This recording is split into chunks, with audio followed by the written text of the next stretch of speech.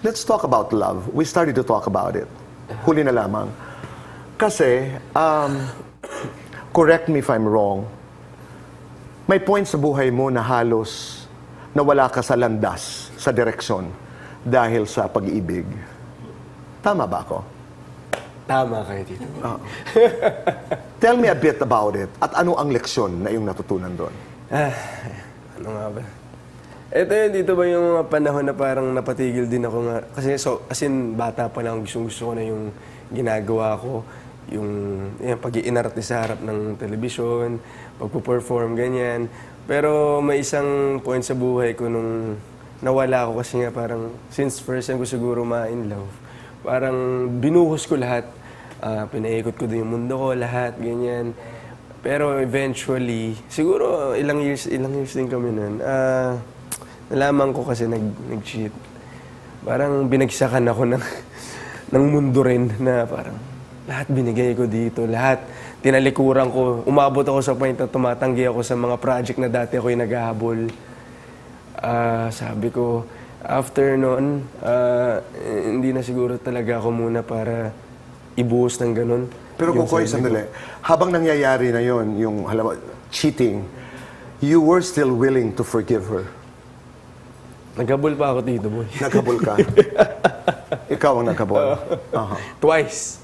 Parang pinush ko pa rin kasi sayang eh. Mahal ko tsaka bobo sa pagmamahal eh.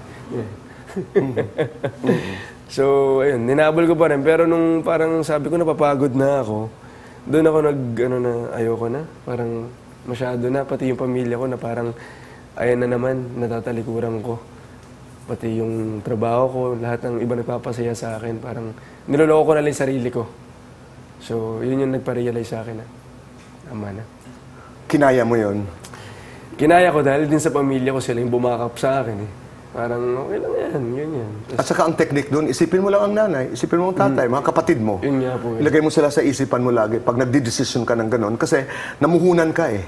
Tapos binibitawan mo ang lahat dahil sa love. Di ba? Kokoy, last question. Just complete the statement. Alam ko, napakabata mo pa, 24, you have a long way to go, and what a journey it's going to be. Because hindi ako nahihiya sabihin that you're one of the most brilliant young actors in the country today. From the bottom of my heart.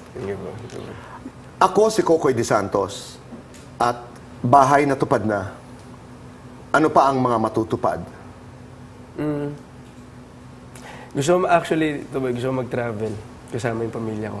Parang gusto ko mag-ipon, mag-travel kasama yung pamilya ko. At gigising sa umaga na wala nang isiping utang. Yun lang naman. Simple lang. Gigising sa umaga na wala ng utang. Wala nang babayaran. Dahil may pinagbabayaran pa kayong utang. Paano dito ba hanggang ngayon? Kahit nakakaipon, may mga binabayaran pa rin. At dadating yun. Hopefully. Dito ba? Alam mo kung bakit? Dahil naniniwala ka. Believe and it shall happen. Kokoy, maraming salamat. Okay, thank you. And all the best. Thank you. Maraming salamat.